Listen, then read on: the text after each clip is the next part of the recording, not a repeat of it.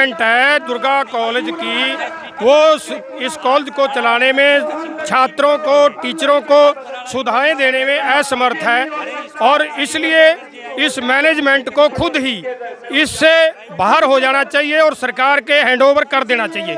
तो सरकार से भी इस मौके के ऊपर हम जितने भी लोग यहाँ आए हुए हैं, किसान सभा की तरफ से और संगठनों की तरफ से, और जो छात्र छात्राएं और जो टीचर यहाँ पे हड़ताल पे बैठे हुए हैं, एक ही मांग है कि सरकार इसको अपने हाथ में ले, इस प्रबंधन को, और सरकारी किया जाना चाहिए इस कॉलेज को, और मैनेजमेंट को इससे बाहर किया जाना चाहिए। सरकार की पॉलिसी है कि जो पहले से सरकारी है उनको निजी हाथों में देने की पॉलिसी है, परंतु जहां जनता प्रतिरोध करके सड़कों के ऊपर उसका विरोध करती है तो वो सरकार रोकने के लिए भी मजबूर हुई है। और भी काफ़ी सारे ऐसे कॉलेज हैं, जैसे जिस तरीके से दुर्गा कॉलेज है, और भी हरियाणा के अंदर ये सरकार ने अपने अंडरटेक किए हैं जनता के, छात्रों के, अभिभावकों के और टीचरों के विरोध के चलते हुए। आप देखोगे कि सरकार की नीति है कि अभी फैसला आया था सरकार का कि जितनी यूनिवर्सिटी कॉलेज हैं वो अपना काम आप चलाएं, बच्चों से वो फीस लें या लोन लें, सरकार लोन देगी। और कुरुक्षेत्र यूनिवर्सिटी की फीसें जो थी हॉस्टल की और दूसरी फीसें वो दुगनी कर दी, तो वहाँ छात्रों ने प्रतिरोध किया, तो जो दुगनी फीसें बढ़ोतरी की थी वहाँ के प्रशासन को, कॉलेज प्रशासन को, वो सारी वापस लेनी पड़ी। तो ये साफ है कि सरकार की नीति तो प्राइवेट करने की है, परंतु जहाँ जनता प्रतिरोध करती है तो वहाँ सरकार को अपने हाथ पीछे भी खींचने पड़ते हैं, प्रशासन को अपने हाथ खींचने पड़ते हैं। धरना लगा रखा, उनको समर्थन देने के लिए कांग्रेस पार्टी के प्रवक्ता हमारे साथ हैं। हाँ जी, तो आप क्या कहना चाहेंगे सरकार की जो एक तानाशाही रवैया है? आज के समय हरियाणा प्रदेश में जो हालात गठबंधन सरकार द्वारा किए गए हैं, सबसे पहले तो ये बीजेपी जेजेपी गठबंधन नहीं, बीजेपी जेजेपी ठगबंधन है। ये ठगबंधन है और इन्होंने सरकार में हरियाणा प्रदेश को ठगने के सिवाय कुछ भी नहीं किया है। तो यहाँ पर जो महिलाओं, कितने दिनों से हमारी बहनें, हमारी माताएं यहाँ पर बैठी हैं और इनकी एक छोटी सी मांग है, जो मांग सर्वप्रिय है, जिस मांग को मांगने में सरकार की भी भलाई है और उससे महिलाओं की भी भलाई है। क्यों ये उसको भी नहीं मान रहे, क्योंकि इनकी जो मंशा है, इनकी मंशा हमेशा जन विरोधी रही है, महिला विरोधी रही है, युवा विरोधी रही है। और इस विरोधी जो इनकी नीतियां हैं, इन सभी विरोधी नीतियों के कारण मैं और मेरे भाई हैं बड़े बलजिंदर सिंह ठरबी जी टोहाना से, कांग्रेस पार्टी के हमारे साथी सभी, हम यहाँ पर हमारी बहनों के साथ, हमारी महिलाओं का साथ देने के लिए, उनको उत्साहित करने के लिए यहाँ पर पहुँचे हैं। सरकार का रवैया, चाहे किसान है, चाहे मजदूर है, चाहे शिक्षक है, स्वास्थ्य है, उसके प्रति बिल्कुल ही निर्दयी है। सरकार दिनों दिन सब चीज़ों को प्राइवेट करने में तुली हुई है। अब शिक्षा और स्वास्थ्य को भी सरकार निजीकरण की तरफ धकेल रही है।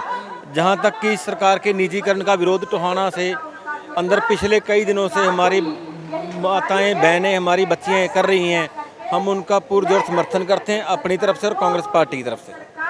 तो अभी सरकार से आप क्या मांग चाहेंगे अगर इनकी डिमांड को पूरा ना किया गया? क्योंकि हम देखते हैं इससे पहले आपकी भी सरकारें रही हैं, तो उन्होंने इस तरफ क्यों नहीं ध्यान दिया? अगर मैं आपसे देखिए जी, हमारी सरकार में, कांग्रेस सरकार में जो भी महिलाओं ने मांग उठाई है, उनकी मांग को पूर्ण रूप से स्थापित किया गया है, उनकी मांगों को माना गया है। और अगर नहीं, ये कन्फर्म है कि हमारी कांग्रेस पार्टी की सरकार जल्द ही आने वाली है। अगर ये सरकार महिलाओं की आवाज़ को दबाने की कोशिश करेगी, उनकी आवाज़ को ना सुनेगी, तो हमारी सरकार आते ही सबसे पहले पूरे हरियाणा प्रदेश में सबसे पहला जो कार्य होगा टोहाना में किया जाएगा। इस कॉलेज को, जो हमारी महिलाओं की, हमारी बहनों की मांग है सरकारी बनाने का, उसको पूरा किया जाएगा। और प्रथम कार्य हरियाणा में यही होगा जो कांग्रेस पार्टी द्वारा स्थापित किया जाएगा। सरकार नारा दे रही है बेटी बचाओ बेटी पढ़ाओ, लेकिन पिछले 10 दिनों से लड़कियां जहाँ पर धरने पर बैठी है, उनकी तरफ कोई ध्यान नहीं दिया जा रहा। और जाकर जो मौजूदा विधायक थे, जो अब कैबिनेट के अंदर मंत्री हैं, उन्होंने तो बड़े बड़े वायदे भी किए थे, और जहाँ तक इसी कॉलेज के अंदर 1-2 वायदे भी दिए थे। अब जब वो मंत्री बन गए तो देख भी नहीं रहे। तो इस रवैये को आप क्या कहेंगे? जो बीजेपी जेजेपी गठबंधन का रवैया है वो लोगों के प्रति, चाहे शिक्षा के प्रति हो चाहे स्वास्थ्य के प्रति हो, बहुत ही तानाशाही है। और जहाँ तक कि आप इसके टोहाना के विधायक की या पूर्व विधायक की बात करते हो, वो सारे लोग इसको देख रहे हैं। पिछले 15 दिनों से ये धरना चल रहा है। जो भी सरकार के नुमाइंदे हैं, जिनकी सरकार में हिस्सेदारी है, चाहे बीजेपी के चाहे जेजेपी के, वो आज तक एक बार भी इस धरने पर नहीं आए और ना ही हमारी बहनों की और बेटियों के उनका कोई आवाज़ नहीं सुनी गई। तो जैसे कांग्रेस पार्टी के नेता मनदीप नथवान जी हमारे साथ है और आज हम उनसे जानेंगे कि शिक्षा का जिस तरीके से बाजारीकरण किया जा रहा है और व्यापारीकरण भी किया जा रहा है, इसको लेकर वो क्या सोचते हैं। नमस्ते। और शिक्षा का जिस तरीके से बाजारीकरण किया जा रहा है, आप इसको लेकर क्या कहेंगे। हम समर्थन देने नहीं, हम तो ये लड़ाई लड़ने के लिए आए हैं, क्योंकि सरकार की नीति है भी शिक्षा का निजीकरण किया जाएगा, क्योंकि सरकार कॉरपोरेट की है और आज तमाम जो इदारे हैं सरकार के, उसको सरकारी इदारों को ख़त्म किया जा रहा है और उसका निजीकरण किया जा रहा है, ताकि जो बड़े घराने हैं उस पर कब्जा कर रहे हैं। शिक्षा भी एक व्यापार बन गया है और उसी नीति के तहत सरकार काम कर रही है और व्यापारीकरण शिक्षा का हो चुका है। इसलिए हर चीज़ को सरकार अपने हाथ पीछे खींच रही है, मगर आज़ादी के बाद भी लोगों के पास शिक्षा नहीं, सेहत सेवाएं नहीं है। ये बहुत चिंता का विषय है। देश के अंदर एक लड़ाई बनती नज़र आ रही है। आने वाले समय में एक बड़ी लड़ाई बनेगी। अभी तो ये छोटे छोटे पड़ाव में आंदोलन है, हर जगह लोग लड़ना सीखे हैं। एक बड़ा आंदोलन देश में होगा जिसको व्यवस्था परिवर्तन की तरफ आगे बढ़ेगा। जितनी भी राज करने वाली पार्टियां हैं, उनका ये किरदार है कि वो चुनावी वायदे करते हैं और बाद चुनाव जीतने के बाद वो जनता के पक्ष में कोई भी नीति लागू नहीं करते। जिस तरीके से सरकारें ये काम कर रही हैं, पहले हमने किसानों को 3 बिल कर देखा, अब रेल को भी देख रहे हैं, अब शिक्षा को भी निजी करने, तो सरकार के सरकार होने का फायदा क्या है। वो सरकार है क्यों। देखिए, इस लोकतंत्र में अधिकार है भी, हर आदमी चुनाव लड़ सकता है, मगर कारपोरेट से पैसा लेके चुनाव लड़ते हैं, पैसे के बल पे वो चुनाव जीत जाते हैं। इसीलिए मान लो माड़े लोग जो है सत्ता पे हैं और वही नीति, बहुत से कानून अंग्रेज़ों के अभी तक लागू है देश में। अभी इसको बदलने की ज़रूरत है, एक देश में तब्दीली की ज़रूरत है। सर, आपके भी किसान नेता जो निर्भय सिंह है, उन पर एक केस सर फाइल किया गया रतिया के अंदर, तो इसको लेकर क्या कहेंगे कि सरकार तथा उनके बिट्टू क्या दबाव की एक राजनीति कर रहे हैं या बदले की भावना के साथ काम कर रहे हैं। सरकार तो समय समय पर ऐसे काम करती रहती है, मगर जब देश में लड़ाई बढ़ेगी तो ऐसी नीतियों के खिलाफ मजबूती से लोग लड़ेंगे। सर, 29 तारीख को दुष्यंत चौटाला भी टोहाना में आ रहे हैं और खट्टर साहब आ रहे हैं ओड्डा के अंदर, तो जो आ रहे हैं उनको लेकर आप अपनी क्या मांगे रखने जा रहे हैं, किसानों को लेकर या बच्चों को लेकर। बड़ा विरोध होगा, बड़ा विरोध होगा और जनता जाग रही है। आने वाले समय में बड़ा विरोध होगा। 29 को दुष्यंत का भी विरोध करेंगे। जिस तरीके से अभी हाल फिलहाल हिसार के अंदर आपको जेल के अंदर डाला गया, तो क्या सरकार की जो एक फांसीवादी नीति है कि सरकार कह कुछ रही है और कर कुछ रही है, क्योंकि अभी तक अमर गुनी के जो उन्होंने वायदे किए थे, टेनी मिश्रा को भी गिरफ्तार नहीं कर रही, तो इसको लेकर आप क्या कहेंगे। देखिए, अभी लड़ाई बन रही है, दोबारा शुरू हुई है, अभी समय लगेगा।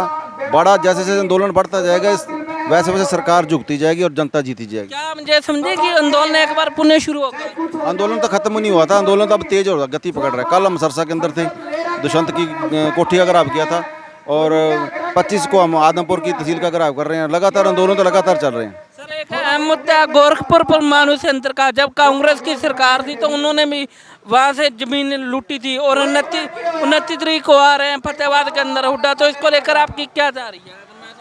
देखो, ये विपक्ष और सत्ता पक्ष दोनों लुटेरे लोगों का गिरोह है। आम जनता से इनका कोई सरोकार नहीं है और ये कॉरपोरेट के पक्ष की पार्टियां हैं और कॉरपोरेट के पक्षी जितनी पार्टियां हैं वो जनता की विरोधी है। सर, अगर इन्हीं लड़कियों की डिमांड पूरी ना की गई और हम देख रहे हैं कि किस तरीके से बड़े बड़े लोगों की जेबें भरी जा रही हैं, तो आगामी प्रोग्राम आपका क्या होगा इसको लेकर।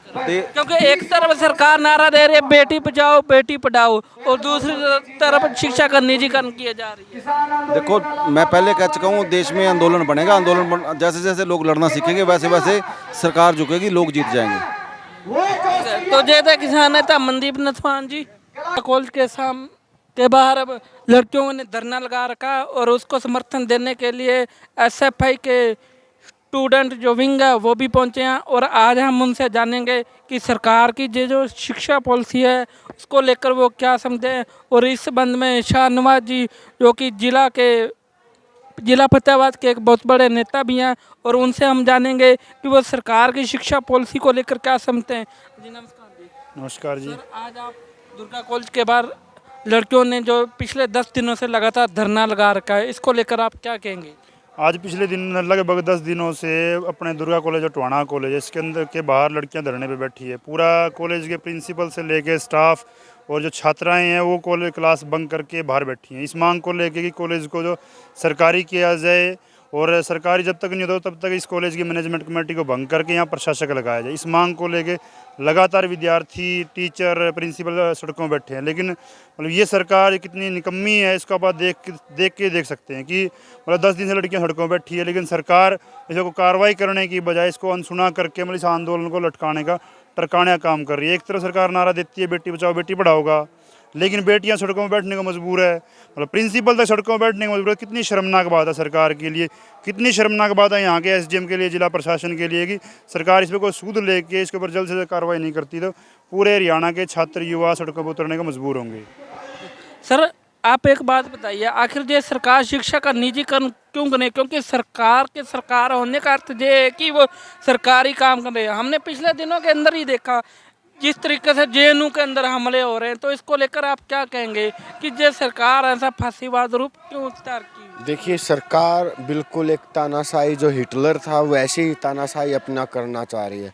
पिछले दिनों आज कॉलेज यूनिवर्सिटियों के अंदर हम ये बात कहते हैं कि कोई धार्मिक कार्यक्रम ना हो, कोई हवन यज्ञ ना हो, लेकिन पिछले 2-3 साल के अंदर हरियाणा के अंदर भी हर तीसरे दिन किसी ने कॉलेज यूनिवर्सिटी के अंदर धार्मिक आयोजन हवन यज्ञ करवाए जा रहे हैं। यानी सरकार का इतना अर्थ बनता है कि कॉलेज यूनिवर्सिटी को फंड दे, उसको चलाने के लिए विद्यार्थियों को जो सुविधा है वो दे, लेकिन सरकार आज उसको हटा के नई शिक्षा नीति के तहत एफा जो संस्था बनी है उसके द्वारा जो यूजीसी होती थी पहले, जो बजट जारी करती थी कॉलेज यूनिवर्सिटियों को, आज उनको बंद करके यूजीसी की ग्रांटें बंद करके यूजीसी को ख़त्म करने की कगार पे आज मोदी सरकार ने और खट्टर ने ला खड़ा किया है और अब लोन देना स्टार्ट कर दिया है। 16% के हिसाब से हर कॉलेज यूनिवर्सिटी को लोन दिया जाएगा।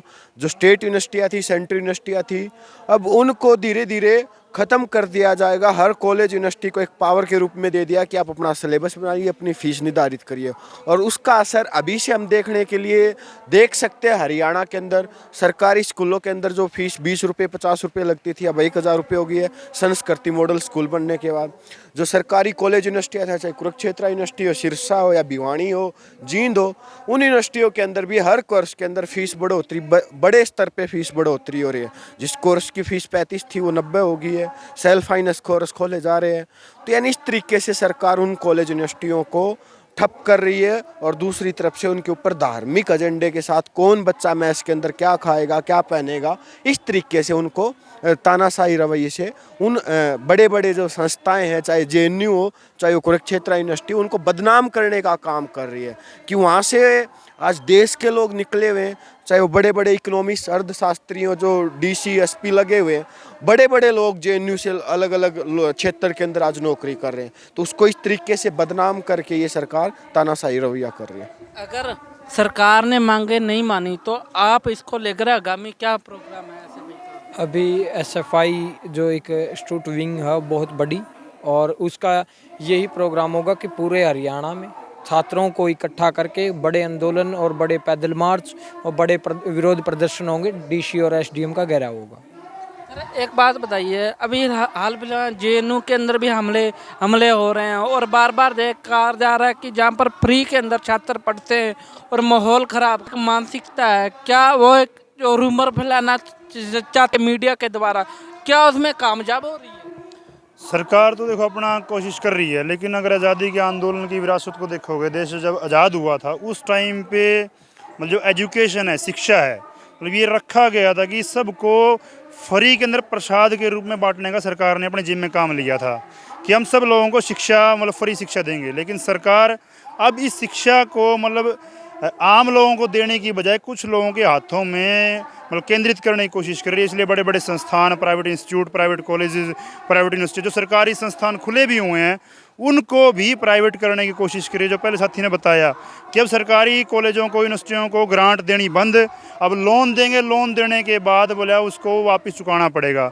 अब आप ये सोच के देखिए कि जिन इंस्टीट्यूट्स को खोला गया था विद्यार्थी नौजवानों को पढ़ाई लिखाई करवाने के लिए, उन इंस्टीट्यूट्स को धंधा बना दिया वहाँ पे कि आप पैसे दोगे तो पढ़ पाओगे दुर्गा कॉलेज के अंदर, अदरवाइज़ तो अगर आपके पास फीस नहीं है तो आप बाहर जाइए। मतलब ये इसी के खिलाफ तो आंदोलन चल रही है। जो निजीकरण है, सरकार कोशिश कर रही है इसको बंद किया जाए, सभी को एजुकेशन, फ्री एजुकेशन मिले, कंपलसरी एजुकेशन मिले। मतलब इस बात को लेकर आंदोलन की जरूरत आने वाले समय। आपने अभी कहा 40,000 फीस होगी, लेकिन आम व्यक्ति इतना पैसा तो इकट्ठा कर नहीं सकता, क्योंकि महंगाई दिन का दिन बढ़ती जा रही है। इसके अलावा उनकी हेल्थ की भी एक होती है।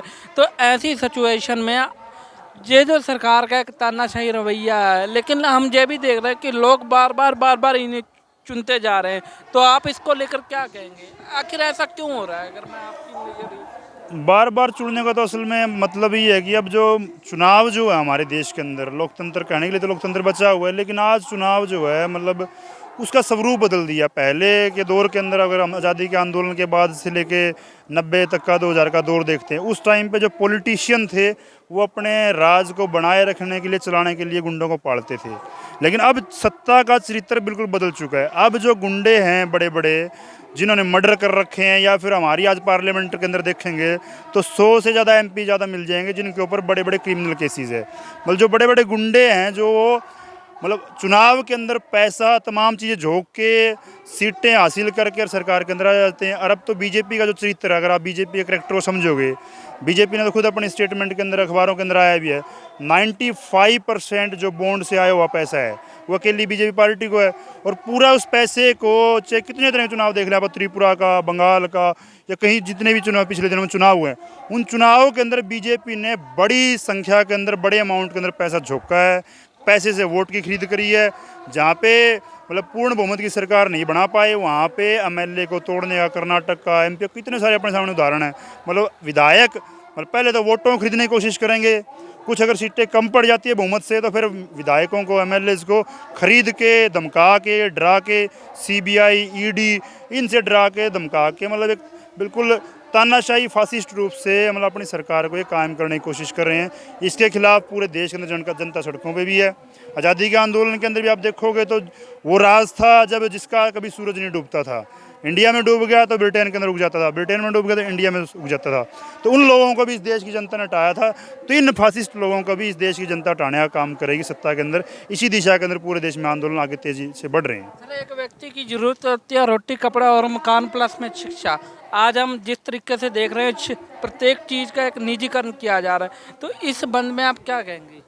ये जो रोटी शिक्षा है जो फ्री होनी चाहिए, ये सरकार जो मजदूर, एक मजदूर का तबका है उससे दूर करना चाहती है। उसको जो निचला तो तबका है उसको गुलामी की नज़र से देखना चाहती है, ताकि उनसे कोई सवाल ना कर सके। अगर सवाल करेगा, अगर सबके पास शिक्षा होगी तो सवाल करेगा, और सवाल करेगा तो सरकार को काम करना पड़ेगा। तो इसी मंशा के जरिए ही सरकार आगे बढ़ रही है। मतलब सरकार से सवाल भी ना किया जाए, लोकतंत्र को खत्म किया जाए। बिल्कुल ख़त्म करने की कगार पे है। और ये आप देख रहे हैं जगह जगह अगर कोई बोलता है तो उस पर हमले करती हैं सरकार, उसको डराया जाता है, कानून का दुरुपयोग किया जाता है। तो आपकी आगामी रूपरेखा क्या होगी जिस तरीके से निजीकरण किया जा रहा है स्कूली व्यवस्था को? हम तो कुल मिला के इस व्यवस्था के खिलाफ आंदोलन के अंदर, केवल ये एजुकेशन का सवाल नहीं, रोज़गार का बहुत बड़ा सवाल आज हरियाणा के अंदर। मतलब आप देखते भी हैं पूरे देश के अंदर सबसे बड़ी बेरोजगारी हरियाणा के अंदर है। सेना की भर्ती को लेकर आपने पिछले दिन देखा है, पूरे हरियाणा के अंदर, पूरे देश में विरोध भी बहुत बड़े हो रहे हैं। तो पिछले 3 सालों से कोई भर्ती नहीं है आर्मी की। तो इन मुद्दों के खिलाफ की शिक्षा जो प्राइवेटाइजेशन सरकार करने की कोशिश कर रही है, जो रोज़गार के लिए जितनी सारी पोस्टें खाली पड़ी हैं, सेना की भर्ती का सवाल है, इन इश्यूज़ को लेकर आने वाले समय में DYFI, SFI लोगों के बीच के अंदर जाएगी और आंदोलन खड़ा करने की कोशिश करेंगे। 25 तारीख को इस मांग मुद्दों को लेकर जिला स्तरीय प्रोटेस्ट भी होने जा रहे हैं और उसके बाद भी आने वाले समय के अंदर आम जनता के बीच में जाके लोगों को लामबंद करने का काम किया सर जाएगा। कल मैंने इस संबंध में कैबिनेट मंत्री देवेंद्र बबली से बातचीत की थी। उन्होंने कहा कि रोजगार कोई हरियाणा का मुद्दा ही नहीं है, ना वो पहले स्थान पर है और उन्होंने इसकी वजह कोरोना बताया था। तो आप क्या समझे इसको लेकर? नहीं, अकेला कोरोना मुद्दा नहीं है। मतलब कोरोना के दौर के अंदर तो जो पहले से मिला हुआ रोजगार था वो भी खत्म हो गया। मतलब अकेला कोरोना नहीं, मतलब आप ये देखें कि हरियाणा के अंदर 1980 के अंदर हरियाणा में 4.5 पौने 5 लाख पक्के कर्मचारी होते थे। आज लगभग 42 साल के बाद जब हरियाणा की पॉपुलेशन लगभग डबल होगी, पक्के कर्मचारी कितने बच गए? 2.5 लाख के आसपास। मतलब होने चाहिए थे 9 लाख के कर्मचारी आसपास। अगर आज 7.5 लाख कर्मचारियों की भर्ती आज पक्की की जा सकती है बशर्ते सरकार की नीयत हो। सरकार भर्ती करने की बजाय अब तो अगला काम कर दिया सरकार ने। सरकार ने तो बना दिया हरियाणा कौशल रोजगार निगम। मतलब एक न्यारी मतलब पोर्टल खोल दिया, बोले उस पर रजिस्ट्रेशन करवाओगे तो आपको कच्चा रोजगार मिलेगा। मतलब कच्चा रोजगार का पक्का काम सरकार ने करने की दिशा में बढ़ा दिया। मतलब बबली साहब तो ये कह देते हैं कि भाई रोजगार का मुद्दा ही नहीं है, लेकिन आप जाके गांव के अंदर जाके देखो, बात करके देखो लोगों से तो बता देंगे हर गांव के अंदर, मतलब आप किसी भी खेल ग्राउंड के अंदर जाके सड़कों पे गांव की नौजवानों को लेकर 18 से लेकर 25 साल तक के नौजवान भर्ती करने की, मतलब अब भर्ती की दौड़ के अंदर तैयारियां कर रहे हैं। लेकिन सरकार भर्तियां ना निकाल के भर्तियों को बंद करके कच्चे रोजगार पक्का काम करने का काम कर रही है। तो इसके खिलाफ आंदोलन की ज़रूरत पड़ेगी। जैसे किसान आंदोलन लड़ा गया था, ऐसे ही आने वाले समय में नौजवान भी सड़कों पर उतरेगा और इस सरकार के खिलाफ एक बड़ा आंदोलन लड़ा जाएगा। तो